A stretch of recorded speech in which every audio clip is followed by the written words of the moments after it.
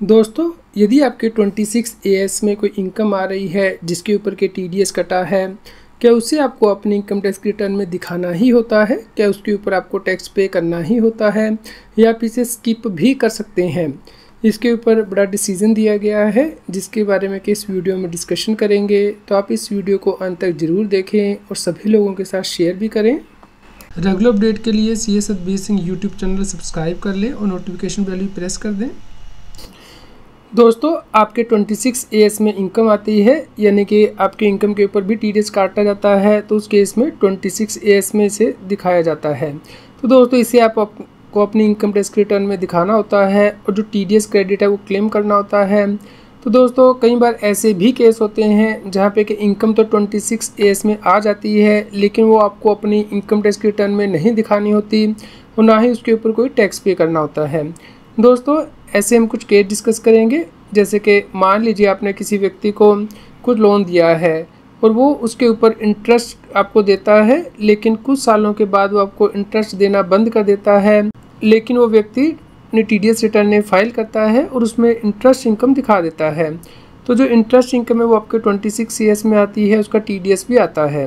तो दोस्तों, इस केस में क्या आपको इसे अपनी इनकम मानना होगा? क्या इसी के ऊपर आपको टैक्स पे करना होगा? दोस्तों, इसी के लिए डिसीजन दिया गया है कि यदि कोई मान लीजिए व्यक्ति डिफ़ॉल्टर हो चुका है और वो आपका इंटरेस्ट भी पे नहीं कर रहा है, तो उस केस में आपको इसे अपनी इनकम नहीं मानना है दोस्तों, क्योंकि इस केस में ना तो आपको इनकम रिसीव हुई है और ना ही व्यक्ति जो ये पे कर रहा है वो आपको आपका लोन या फिर इंटरेस्ट वापस करने वाला है। तो इसी के लिए डिसीजन दिया गया है। चलिए हम वो डिसीजन आपको दिखा देते हैं। दोस्तों, यह डिसीजन जो कि आप हमारी वेबसाइट taxhill.com पे रेफ़र कर सकते हैं। इसका लिंक मैंने वीडियो की डिस्क्रिप्शन में भी दे दिया है, कमेंट में पिन कर दिया है, ताकि आप इसे रेफ़र कर पाएँ और आप हमारी वेबसाइट पे यहाँ इनहेज बाय गूगल में जाके सर्च भी कर सकते हैं। दोस्तों, केस के फैक्ट इस प्रकार है। यहाँ पे एसएससी पार्टनरशिप फर्म है जिसने कि कंपनी को लोन दिया और यहाँ पे उस इंटरेस्ट इनकम में मिलती थी, लेकिन कुछ सालों के बाद ये लोन एनपीए हो गया, यानी कि नॉन परफॉर्मिंग एसेट बन गया, क्योंकि जिस व्यक्ति को लोन दिया गया था वो फाइनेंशियल डिफ़िकल्टी की वजह से इंटरेस्ट पे नहीं कर पाया। लेकिन इस केस में जो डिडक्टर था, यानी कि जिस व्यक्ति को लोन दिया गया था, उसने अपनी टीडीएस रिटर्न फाइल की और 26 एएस में इनकम आ गई, जिसे कि एसएससी के पता ही नहीं था। और जब उसने 26 एएस देखा तो उसे पता चला कि उसे इंटरेस्ट इनकम हुई है, लेकिन ये इंटरेस्ट इनकम उसके बैंक अकाउंट में नहीं मिली थी। तो दोस्तों, इसे पे नहीं किया गया था डेटर के द्वारा। तो यहाँ पे डिसीजन दिया गया है कोर्ट के द्वारा कि इस केस में जो डेटर कंपनी है उसने इंटरेस्ट नहीं पे किया है और सिर्फ इंटरेस्ट इनकम को 26 एएस में शो किया गया है, तो इसके बेस पे इसे इनकम टैक्स रिटर्न में टैक्सेबल नहीं करना है। तो दोस्तों, अगर आपका भी कोई ऐसा केस है जहाँ पे कि आपका डेटर जो है डिफ़ॉल्ट हो जाता है, आपको इंटरेस्ट दे नहीं रहा है, लेकिन उसने टीडीएस रिटर्न फाइल कर दी हैं जिसकी वजह से कि आपके 26 एएस में इनकम आ रही है, तो उस केस में आप उसे टैक्सेबल नहीं करेंगे, क्योंकि यहाँ पे लिखा है कि कोई इंटरेस्ट एक्चुअली आपको रिसीव नहीं हुआ है, तो इसलिए उसके टैक्सेबल नहीं किया जा सकता है।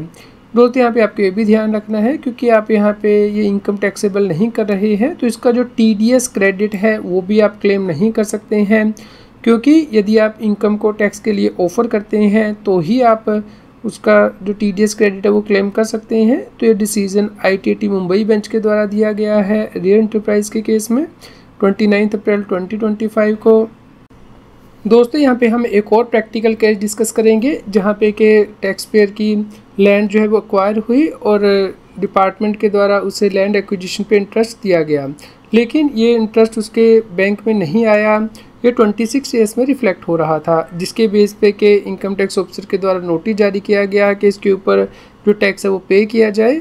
लेकिन दोस्तों, अल्टीमेटली इनकम टैक्स ऑफिसर ने माना कि जो इनकम 26 एएस में आ रही है, ज़रूरी नहीं है कि उसके ऊपर उसी साल टैक्स देना होता है जिस साल में वो अपीयर हो रही है। तो चलिए हम आपको नोटिस और ऑर्डर भी दिखा देते हैं जो कि इनकम टैक्स ऑफिसर ने पास किया था।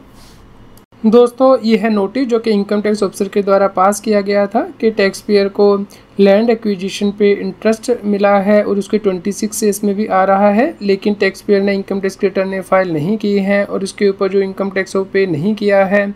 तो इसलिए इनकम टैक्स ऑफिसर ने असेसमेंट करने के लिए नोटिस जारी किया, जिसके बाद के जो एसएससी है उसने रिप्लाई फाइल किया। चलिए हम आपको 26 AS भी दिखा देते हैं टैक्स पेयर का। दोस्तों आप यहाँ पे देख सकते हैं टैक्स पेयर के 26 AS में जो इनकम है वो आ रही है, क्योंकि जिस व्यक्ति ने लैंड एक्वायर की है उसने टैक्स पेयर को इंटरेस्ट भी पे किया है डिलेड पेमेंट पे, और उस इंटरेस्ट इनकम यहाँ पे आ रही है। सेक्शन 194A जो दिया है गया है, जो कि बताता है कि यदि आपको इंटरेस्ट दिया जाता है तो इस सेक्शन का यूज़ किया जाता है। तो आप यहाँ पे देख सकते हैं 10% TDS काटा गया है, लेकिन टैक्स पेयर ने रिटर्न फाइल नहीं की थी और कोई टैक्स भी नहीं पे किया इस साल में। तो इसी के लिए इनकम टैक्स डिपार्टमेंट के द्वारा नोटिस जारी किया गया था और इसके ऊपर जो है टैक्स डिमांड किया गया था। दोस्तों इस नोटिस का हमने जवाब दिया एसएससी के बिहाफ पे। तो आप यहाँ पे देख सकते हैं कि हमारे जवाब को इनकॉर्पोरेट किया गया है असेसमेंट ऑर्डर में। सबसे पहले तो हमने नोटिस को चैलेंज किया है कि ये जो नोटिस है वो जुडिक्शनल असेसिंग ऑफिसर के द्वारा जारी किया गया था, जबकि अब इनकम टैक्स की फेसलेस असेसमेंट होती है। तो जो भी नोटिस जारी किया जाएगा वो फेसलेस असेसिंग ऑफिसर के द्वारा जारी किया जाएगा। इसके अलावा दोस्तों हमने कुछ और ग्राउंड भी लिए, जैसे कि जो प्रिंसिपल CIT है उसके द्वारा बिना एप्लीकेशन ऑफ माइंड के जो अप्रूवल है दी गई है रीअसेसमेंट करने की, और हमने ऑब्जेक्शन भी फाइल किए इसके अगेंस्ट। दोस्तों इस केस में हमने असेसिंग ऑफिसर को ये भी बताया कि जो इंटरेस्ट इनकम है वो टैक्स पेयर को रिसीव ही नहीं हुई है, और इसकी सपोर्ट में हमने टैक्स पेयर की जो बैंक स्टेटमेंट है वो भी इनक्लोज की। दोस्तों उसके बाद आप देख सकते हैं कि इनकम टैक्स ऑफिसर ने हमारे सभी पॉइंट को मान लिया है, और इस प्रकार जो टोटल इनकम है उसे नील असेस किया गया है। यानी कि टैक्स पेयर की भले ही 26 AS में इनकम आ रही है, लेकिन वो क्योंकि उसे रिसीव नहीं हुई है तो इसलिए ये माना गया है कि उसकी कोई इनकम नहीं हुई है, इस प्रकार उसे कोई टैक्स भी नहीं देना है। तो इस प्रकार ये असेसमेंट ऑर्डर क्लोज कर दिया गया इनकम टैक्स ऑफिसर के द्वारा। दोस्तों आपको इस बात का ध्यान रखना है कि यदि आपकी इनकम इस साल टैक्सेबल नहीं है तो उस केस में आपको TDS का क्रेडिट भी नहीं क्लेम करना, आपको TDS क्रेडिट को कैरी फॉरवर्ड कर देना है। मान लीजिए आप अगले साल में उस इनकम को टैक्स के लिए ऑफर करेंगे, अगले साल में आपका राइट है उस इनकम को रिसीव करने का, तो इस प्रकार आपको TDS क्रेडिट भी कैरी फॉरवर्ड करना है। जैसे कि कोई सेलर प्रॉपर्टी सेल करता है तो उसका एडवांस पे TDS कट जाता है, तो उसे वो TDS क्रेडिट अगले साल कैरी फॉरवर्ड करना है। जब वो कैपिटल गेन दिखाएगा अपनी प्रॉपर्टी से अपनी इनकम टैक्स रिटर्न में, उस वक्त उस TDS क्रेडिट को क्लेम करेगा।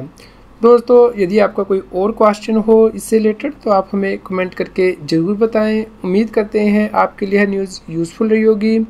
रेगुलर अपडेट के लिए आप हमारे व्हाट्सएप चैनल को भी सब्सक्राइब कर लें। QR कोड स्क्रीन पे भी दिया गया है, लिंक कमेंट में पिन किया गया है, ताकि आपको इनकम टैक्स के रेगुलर अपडेट आपके मोबाइल पे ही मिलते रहें। इनकम टैक्स की और अधिक जानकारी के लिए आप CS Satbir Singh YouTube channel पे जाके प्लेलिस्ट में जाके टॉपिक वाइज प्लेलिस्ट देख सकते हैं कि इनकम टैक्स में कौन से नए बदलाव हो रहे हैं, जैसे कि इनकम टैक्स अपडेट के अंतर्गत या फिर डायरेक्ट टैक्स कोड के अंतर्गत। रेगुलर टैक्स अपडेट के लिए इस चैनल को सब्सक्राइब करें। आप हमें Telegram app CS Satbir Singh टैक्सिल पे ज्वाइन कर सकते हैं, ताकि आप GST और इनकम टैक्स के रेगुलर अपडेट अपने मोबाइल पर ही प्राप्त कर सकें।